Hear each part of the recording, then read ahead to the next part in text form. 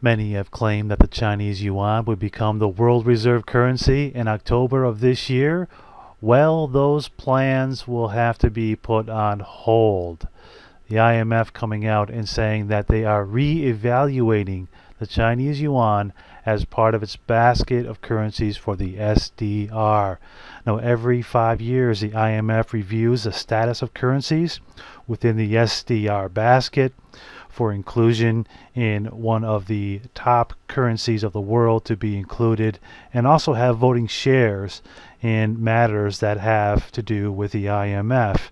So this ultra exclusive premium inclusion into the basket of SDR currencies will have to wait for China, because upon further review, it's not ready. And that is what I have been saying now for quite some time, yet no one seems to be listening. The Chinese yuan, in fact, is not even close to becoming world reserve currency, and is not even close to being included in the SDR. So where does that leave China? This coming straight from the IMF's website, that the executive board will formally discuss the review toward the end of the year, and they're putting a 12-month delay on the renminbi before it can be freely usable as a widely traded currency through their channels. Now, the setback for China, where does this leave them? Well, it leaves them exactly where they were last year, where they're still trying to shore up their currency. They're trying to solve problems domestically at home, trying to obtain more gold while putting a guise on the rest of the world, and the ruse being that they only have about 1,600 some odd tons, when we know that that is simply not true. The SDR quasi-currency is linked to only 4 currencies at the moment: the US dollar, the euro, the British pound, and the yen, all flawed currencies in their own right. So China now meets only the first criterion, but not the second and third and so on, according to the IMF, for getting it done. So world reserve currency, again, not even close, being that it's only 5% of world trade in currencies. That is an impossibility even in 12 months. We're looking at perhaps next decade before China becomes a serious contender for anything close to what the US dollar has been and still is for the foreseeable future.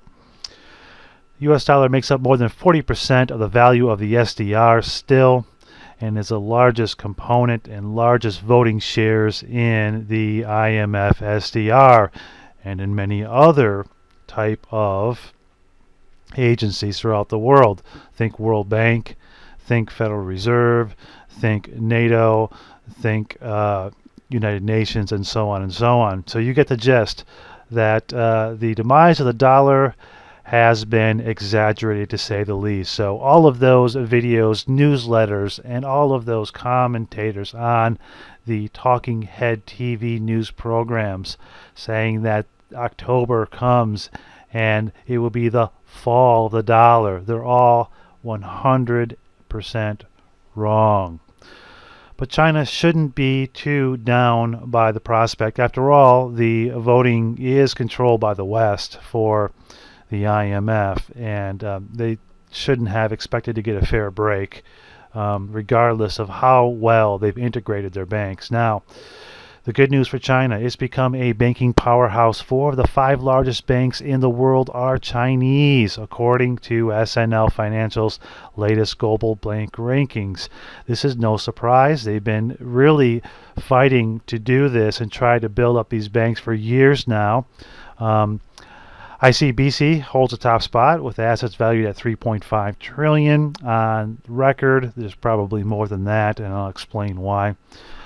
China's financial sector has been struggling and will continue to struggle in the near future, and the recent dips in the stock market are all of major concern for investors that are in Chinese stocks or hold renminbi as a currency for trade or investment, and that certainly will not end here, the remaining 2015, because here in China, there's lots of domestic problems. And like I've always said, if you watch my videos and listen to what I'm saying, China will have a difficult time even controlling Asia.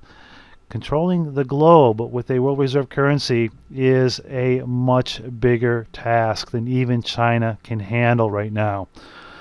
The top 10 banks: ICBC, China Construction Bank, Agricultural Bank of China. Number 4, HSBC, which is controlled, of course, mostly by UK. Bank of China, JP Morgan Chase, BNP Paribas, Mitsubishi UFJ Financial Group from Japan, Bank of America, US, and Barclays. Those are the biggest ones. So you can see the influence there of the Chinese banks, and you can see that they're rapidly trying to expand more branches, more banks into more markets around the world to get a second thrust at becoming one of the basket of currencies in the SDR and beyond that. Obtaining more gold and, still trying to shore up their finances and take another stab at this. So in the meantime, don't expect any fireworks along those lines in October. You should focus your attention on other matters because China's got big problems at home domestically.